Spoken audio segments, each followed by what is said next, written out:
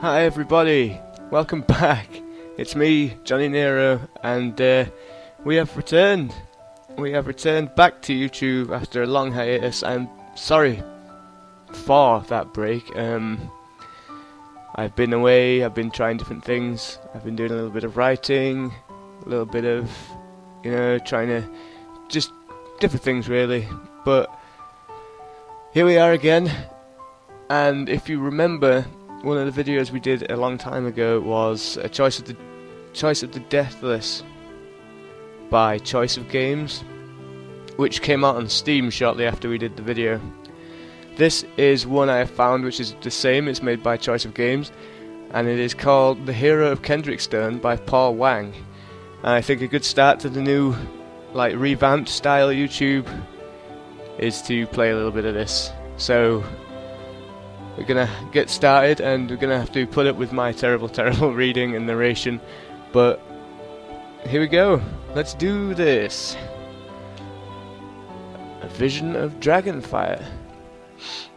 A blast of hot air assails you as you enter the subterranean chamber. The stench of stale ozone burns your nostrils. The floor of the chamber glitters with golden coins, silver bowls, and loose gems, all lit a shimmering orange by the liquid ropes of lava that ooze and drip down the black stone walls like blood from a wound. The cavern is immense, but even from its far end you can see what you came here for. Atop a colossal mountain of gold and gems he makes his foul lair. Broken swords, shattered staves, and splintered bones litter the great mound of riches, mute testament to those who came before you and failed. Oh dear, that doesn't sound good. There, atop his riches, surrounded by the broken remains of his enemies, he lies. A great winged serpent with eyes larger than a grown man's head, covered in a coat of red scales, the colour of blood and the lustre of burnished steel. Azkaroth, the Dragon King. At last, your quest is almost ended. Its final objective is in sight. All you need to do now is the impossible. Kill Azkaroth. One question remains. How? Okay, so here we are, in this dragon lair. Well, I assume it's a dragon. And I'm gonna kill him. And how am I gonna do that? I am a mighty warrior. My enchanted sword will bless any dragon. I am a powerful wizard who will bless the dragon in a mighty ice spell. My turn skills to strike from the shadows. A bard's trickery is my weapon. I'll fast talk him to his doom. That's not gonna work. I'm a mighty warrior. You check your armor one last time before reaching for the long sword at your waist. In a single fluid motion you pull the blade free from its scabbard. Arcane patterns trace themselves across the meter-long silvery blade and drown out the red light of the cavern with bright white radiance. Azkaroth stirs, his slumber disturbed by your overt challenge. The immense red dragon climbs from his golden perch with remarkable agility, his wings shaking and unfolding as he charges towards you. You brace yourself as the gigantic dragon opens his needle-toothed maw wide enough to swallow an entire house. Oh, we're dead. We're so dead. Your draconic foe roars with enough force to rattle your armor and drive you back a step. Still you hold firm, you know what's coming next. The ear-shattering roar of the dragon changes pitch, and wind turns to flame. Azkaroth engulfs you in a torrent of fire. Beneath your feet gold and silver melts from the intense heat. Your armor glows red hot, but the enchanted steel provides the heat of the flames from touching you. When the burning torrent subsides, you are still standing. Ha! Take that, bitch! Azkaroth recoils in shock. You take your chance and charge forward, your armor rattling, your sword high, and your steel-plated boots splashing the molten gold like rain. Lightning quick, you bring your blade down with a mighty two-handed stroke, digging deep into the dragon's exposed jaw. Yeah! Azkaroth recoils, screaming in rage, with blood spraying from his wounded snout and catching fire on contact with the air. The Dragon King looks down at you. Even crippled, with his face covered in the smouldering residue of his own blood, he is still dangerous. Who dares? He thunders, loud enough to shake the stone of the cavern and send gold coins skittering like so much loose sand. What puny human thing challenges Azkaroth? Oh, what puny woman thing? Oh, I see. This woman dares fall. I am a man, you stupid dragon. I am a, you stupid dragon, so insert gender here. I am a man, you stupid dragon. You, the puny man-thing in question, answer him not just with words but with another swing of your sword. The burning blade cuts a deep slash across the dragon's belly. As Karath recoils further, you press your advantage, assailing your gargantuan opponent with repeated blows. As he retreats, the dragon defends himself with furious slashes of his talons and bellows of defiance. Your sword parries the dragon's blows, its magic and your skill working in tandem. Finally, you have one perfect chance. You charge past the dragon's head and drive your blade deep into the dragon's shoulder. As Karath screams in pain as his balance fails him, the mighty beast collapses with an earth-shattering crash. Raising your sword in triumph over the dragon's vulnerable neck, you declare yourself to the foe you are about to slay. My name is... something else. Alexander, Arthur, Aemon, Roland, Tristan. My name is something else. What is my name? My name is Johnny Nero. Johnny Nero of the Radiant Sword, and I am your death, foul dragon. As Karath faces you as you prepare to deliver the killing blow. Oh wow. His breath cannot hurt you, and his talons are trapped under the weight of his body, but fire and claws are not the only weapon a dragon has at his disposal. No, brave knight, you have bested me, but you need not kill me. I'll give you half my hoard if you let me live.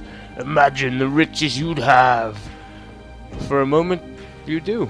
You consider the immense collection of gold and gems around you. Even half of that would be enough to buy a whole kingdom. You dismiss the thought when you remember why you are here in the first place.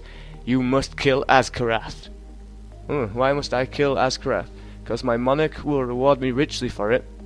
To protect the nearby city the Dragon King attacks regularly. Because I want the dragon's entire horde to free the dragon's human slaves. Am I in this? Am I in this for the queen or the king? I mean, I don't. Am I in this for the money? Protect the nearby city the Dragon King attacks regularly. I'm not in it. I'm not in it to protect the citizens. I'm not that kind of. I'm an out for myself kind of guy. I'm gonna. Because I want his money, of course. Does the stupid dragon mean to insult you? You have him at your mercy. Why would you settle for half his treasure when a single stroke of the sword could win you all of it? You raise your blade high for the killing stroke. Wake up, Azkarath murmurs, stopping you in your tracks. What could that mean? You clear your head, and once again you ready yourself for bring the dragon down. Wake up! Your stricken foe says again, this time loud enough to make your ears ring and everything around you shake. Wake up! The sound shakes the universe. The cavern around you cracks open and crumbles away, and your world fills with white blinding light. Chapter 2, The Road to Kendrickstone. Wake up! Oh, what? Oh, I think it was all a dream. Your eyes flutter open to the bright light of the morning sun streaming through the window. Yeah. Oh, I was gonna be rich. Oh man, the light seems to wash over you, a radiant tide burning your eyes. As seconds pass, the light recedes, and you see the dark, blurry outlines of shapes and figures. The world around you solidifies into concrete image. You swipe the last vestiges of sleep from your eyes and regain your bearings. Looking around, you see a small castle chamber where I've lived and slept as a squire. An austere inn room paid for by your nightly performances. Oh dear, ooh. My nightly performances, huh? The village sanctuary where you sheltered last night from magic-fearing mob. The shepherd's hut where you were born and raised and where your parents died. Oh, no, I'm not that guy.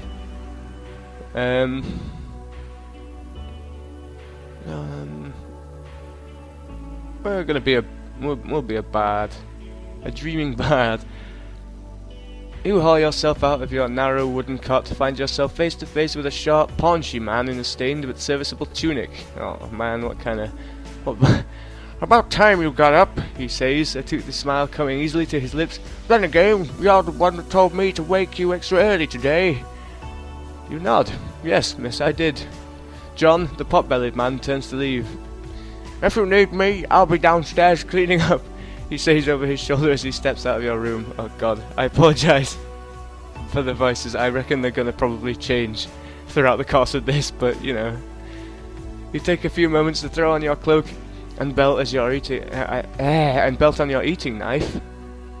Okay, then you sling your lute across your back. It's hardly the most well-made instrument ever created, In fact, it sometimes seems one good knock from flying apart. Still, it has served you well, and its body has been polished smooth over long years of use. The lute, along with your singing voice and your way with words, paid for your inn-room. It wasn't a particularly comfortable life, but singing is something you enjoy, and you can tell a story like no other. You became well known to the village of Forester's Hollow, and the locals came to the Leaping Lion Inn every night to hear your voice. Still, that chapter of your life is done now. You take one last look around the cramped little upstairs room before stepping out into the hallway. Today, you are a village bard no longer. Today, you become an adventurer. Da-da-da-da! Yeah, we're getting out of this crap hole. You descend the stairs with your few worldly belongings and your loot slung on your back. As promised, you find pot-bellied John in the large, high-ceilinged common room, the cavernous heart of the Leaping Lion. Broom in hand, he sweeps the ale-stained and bone-befouled rushes from last night into a pile, as his cadaverously thin wife, Kate, strews fresh ones on the swept earthen floor from a bag with her one good hand. John stops and looks up as he hears you come down the stairs. So you're really going... So you're really going to do it, eh, boy? I nod. I'm so sorry to hear that, Johnny Nero. Oh, I'm so sorry to hear that, Johnny Nero. Sorry, I didn't realise. Kate says she stopped working as well. I wish you'd change your mind. It may not be silk sheets and roast beef every day here, but at least it's warm and Sir Callum's sworn swords keep us safe. You nod again. John and Kate have hardly been unkind to you in your stay under their roof. In fact, you've almost begun to think of them as family. A life with them, helping them run their little inn, cleaning tables day by day, telling stories and singing ballads by night, would not be a bad one. Still, you know your path lies in a different direction, and as much as the Leaping Lion has become your home, you want something greater. Oh, I want to be rich and famous, obviously. I wish to bring back happiness. I wish to bring happiness through my musical words. I seek to win the favour of a powerful patron. I yearn to strike out on my own and be a hero to others. I wish to bring happiness through my music and words.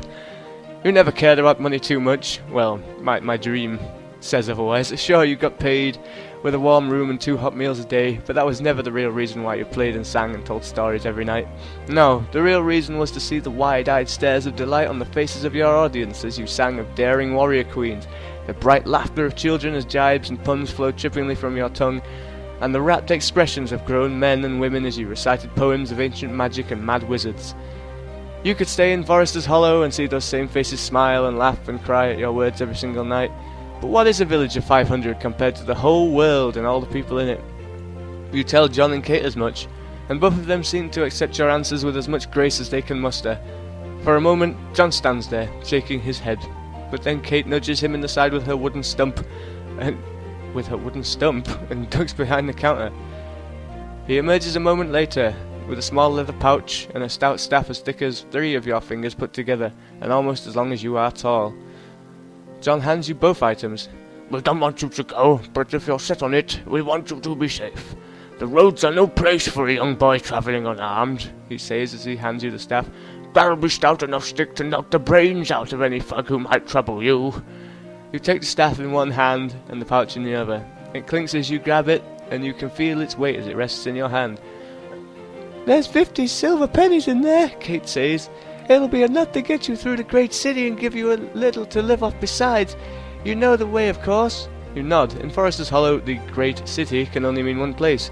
Kendrickstone, a walled city of 15,000 inhabitants and one of the greatest centres of commerce in the Concordat. But it is 2 days' travel down the great road, a shining promise of opportunity for someone who has... oh my god. Sorry about that. Opportunity for someone who has known only the mud huts and shabby stone castle of Forester's Hollow. You exchange your last goodbyes. The 2 innkeepers fold you into a long, rough hug. Then, with a final wave, you turn away and walk through the door of the Leaping Lion Inn, onto the dirt road, and your first steps as an adventurer. Bye-bye, we're out of here. Ooh, achievements coming up everywhere. Soon you find yourself walking east, down the wide, earthen road to Kendrickstone. Even as the crisp, cool air of the early morning gives way to the heat of the noonday sun, the trees of the forest at each side of the road shade you from the warmth of the day. Thankfully, the last few days have been similarly clear and dry, which means the road is firm under your feet. You know well enough that a single heavy rainfall can be enough to reduce a dirt road to knee-deep mass of mud and slime. Such a quagmire would make travelling any substantial distance nearly impossible. Today, however, With the roads as solid as rock under your feet, you make good progress, pausing every few hours to rest your legs. You know, I gotta rest these legs. Gotta rest my padding legs. For nearly the entire day, you walk on in solitude. The sounds of the forest and the occasional flitting bird, your only companion. Therefore, it is almost a surprise when you hear the clip-clop of iron-shed horses and the rattle of wheels rises from the road ahead. Your body tenses as you're ready to defend yourself. Who knows what kind of people you might meet on the road. Soon, the source of the sound comes into view, a handful of riders leading 4 heavy-covered, ox-pulled wagons, a merchant caravan. You get a better look at the distance between you and the caravan slowly closes. The outriders are clearly ready for danger, clad in vests of boiled leather, swords and maces belted to their hips. A few of us sit in the wagons, children mostly wearing sturdy, well-made travelling garb. At the head of the caravan are a man and a woman, both mounted. You size them up as they approach. The woman is hard-faced and dangerous-looking, armed and armoured in the same fashion as the outriders, with a wide-brimmed kettle helm on her head besides. The man is plump and red, a brush of bright red hair adorning his fleshy face. "Hail, friend!" the man shouts as you close within 30 paces of each other. How will you respond? Good God, that was a page, wasn't it? Let's see, how will I respond? I'll return the man's friendly greeting. I'll wave back. I'll keep my distance. I'll keep my head down. I'm a happy-go-lucky bard. I'll return the man's friendly greeting, of course. You wave back. Hail to you as well, you respond. The caravan guards seem to relax visibly as you do. Well met, boy, the man replies as he halts his caravan before you. We haven't seen a lot of travellers on the roads these last few days. The woman beside the caravan master keeps her distance. As far as you can tell, she's entirely preoccupied with scanning the road ahead for threats. Judging by her expression, she seems less than amused by the momentary stop. The caravan master extends his hand to you. I am Michael of Torrenhall. This is my caravan, and the dour young lady next to me is my associate Hilda. You must excuse her, she thinks threats are everywhere. They are everywhere, the armed woman replies tartly. My comrades and I are merely taking precautions to keep you and your family safe. Are the roads not safe right now? What are your carts carrying? How much farther is it to Kendrickstone?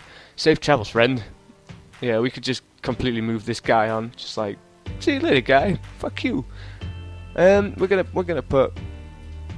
Are the roads not safe right now? Not for a single person travelling alone, they aren't, Hilda states bluntly. I hope you know how to use that, she says, nodding at the staff in your hands. Michael of Torrenhall shakes his head. Surely it isn't as bad as all that. This is the Duchy of Kendrickstone, not the Iron Marches. Hilda shakes her head. Normally I'd agree, but the guards did warn of a band of outlaws in these woods. I plan on taking such warning seriously. She turns back to you. I'd keep my eyes peeled if I were you, boy. Should we ask him any more questions? What are your carts carrying? Yeah, let's be a bit nosy. We picked up bundles of wool and pig iron from Kendrickstone, the caravan master replies easily. His guard's eyes narrow in suspicion. Why do you want to know? She asks. Oh, it's a she. Oh well. She's got a man voice now. You shrugged. Just curious. Michael of Torrenhall nods, seemingly satisfied with your response. By the way she looks at you, Hilda seems somewhat less so, but an exasperated glance from the caravan master forestalls any real objection from her. I'm done with these guys. Safe travels, friend. The caravan master nods again, still smiling. Aye, and you as well, friend. With that, the whole caravan, guards and carts both, grinds and rattles into motion, resuming its ponderous progress past as you continue your own way down the earthen road. Within minutes, the caravan is nothing more than a cloud of dust, and the sound of iron-shod hooves fades behind you. Oh my god. I hope you guys not bored yet. Here we go, we're still going. Before you've gotten much further, the sun reaches the horizon and the sky begins to grow dark. This late in the day, mosquitoes come out in force, buzzing around you in thick black clouds, even as darkness turns the verdant forests to each side of you into ominous tangles of shadow. The sight of a large building up ahead, with brightly lit windows and smoke coming out of its chimneys, is welcome indeed.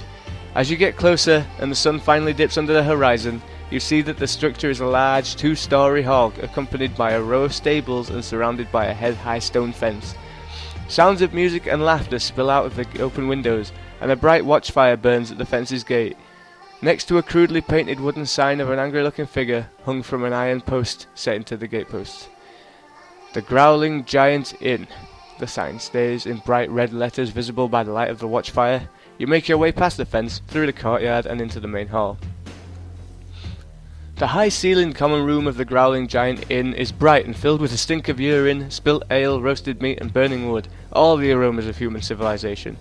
Maybe half the benches in the big room are empty. The rest are filled with merchants, caravan guards, and other travellers, each busy with their own amusements, whether food, drink, dice, or song. You walk up to the bar. Behind it sits a tall, burly innkeeper, idly polishing a bottle of some dark fluid you've never seen before. You ask him for a bed for the night. In response, the innkeeper rattles off a long list of options and their associated costs, from the expense and luxurious to the downright squalid but cheap. How will you choose to spend the night? Oh, hang on. How many stats have we got yet? Oh, we've got some stats. I am Johnny Nero, a young man of Forester's Hollow, a freelance adventurer. My name is unknown, so I'm an unknown man. I have a prowess of 4, which is above average, a will of 2, which is lackluster and same as subterfuge. My eloquence is average. Pragmatism and compassion, freedom and 60. So I'm a free fighting pragmatist. I'm not for the compassion and the order really. I carry with you a quarterstaff but have no ranged weapon. You wear no armor. You own an old battered lute. Current wealth is 50 silver. I'm in perfect health and I'm not feeling too bad today. So I don't get a... Oh, that's good. So you get bonuses and... Ah. Okay. So I have 50 silver pennies. So I want to... I'm gonna live comfortably. I'm gonna get a small private room with some hearty fare. I was gonna take the biggest room and get the finest food and drink, but you know, it's our first down the road. You never know what might happen, so we're gonna go mid-time. You sit yourself down to a supper of thick brown bread and a bowl of stewed game birds seasoned with a tiny dash of valuable black pepper. After you wash down your meal with a tankard of freshly brewed ale, you are shown to your room for the night. The room you've paid for is, admittedly, a little cramped, but it has 4 walls, a roof, and a cot with straw mattress, which is all you really wanted. Your night is quiet and restful, and you wake the next morning refreshed and ready for the road ahead. After a small morning meal of brown bread, cheese, and ale, you are back on the road. 'Cause yeah, beer morning. You are back on the road to Kendrickstone, your strength replenished, ready for another long day of travel. By noon, you can tell you are getting close to this city. In the distance, through gaps in the trees, you catch the sight of smoke from 1,000 chimneys. You pick up the pace, knowing that there are unlikely to be any more inns on the way to the great city. Finally, halfway through the afternoon, you see in the distance a tower of bright red stone, one of the spires of Kendrickstone's keep. You squint your eyes and lean forward for a closer look, which is why you don't realise you aren't alone in the forest until an arrow buries itself in the dirt of the road just a pace in front of you. Pling! Oh shit. The foliage to the sides of the road rustles, and out step half a dozen men and women. Each is armed, each looks at you threateningly, and each is clad entirely in black. You doubt they are here to exchange pleasantries. One of the black-clad men carries an ash bow in one hand. No doubt he was the one who shot at you. He steps forward, expression malevolent. One lone child wandering down the road when there's bandits about. Foolish, very foolish. He's a very posh bandit, isn't he? Your muscles clench, your eyes widen, and you feel a bead of cold sweat trickle down your back. Oh god. There. The black-clad archer, clearly the leader, pulls another arrow from his quiver and knocks it to his bowstring. Hand over your coin and weapons, boy. Slowly. No sudden movements, or this next arrow goes through your heart. What will you do now? I will fight them, of course. I'll do it. I'll try to run, lose them in the forest. I don't have any magic. I did not choose to be a mage. Maybe I could stall them with words while I think of a plan. Yeah, I'm gonna try talk myself out of this. Hey, whoa, wait a minute. Wait a minute, you exclaim as you back away and raise your hands. I'm just a poor traveller. I don't have anything worth stealing. The black-clad brigand responds with a harsh, joyless chuckle. Ha! Nothing to steal, He points at you. That thing on your back, the one with the strings. It's a bit beaten up, but I can think of a few people who'd pay for it, assuming it still makes the right noises. Your hand goes to your lute almost instinctively. After all the years you've shared with that battered instrument, there's no way you're giving up without a fight. One of the other bandits speaks up. Bet the boy's got some coin in that belt pouch there. Another pipes up, eyes sparkling with malice. Even if the stupid boy's got no coin, we could just cut the little fool's head off. Maybe we could put it on a stake outside the camp. That'll scare any unwanted visitors away. The bandit leader thinks on that for half a second before nodding and bringing up his bow as he thinks. Why, I think that's rather a good idea. He aims his bow at your heart. Don't worry, he snarls. I'll make it quick. Oh, shit. Stop right there, criminal scum!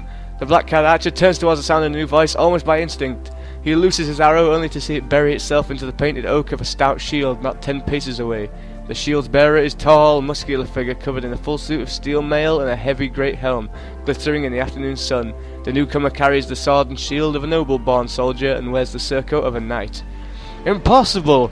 The archer's growling, snarling voice suddenly jumps on an octave. I shot you right in your meddlesome heart! I killed you! The knight laughs, a low, husky contralto echoing within her closed helm. Ooh, says she.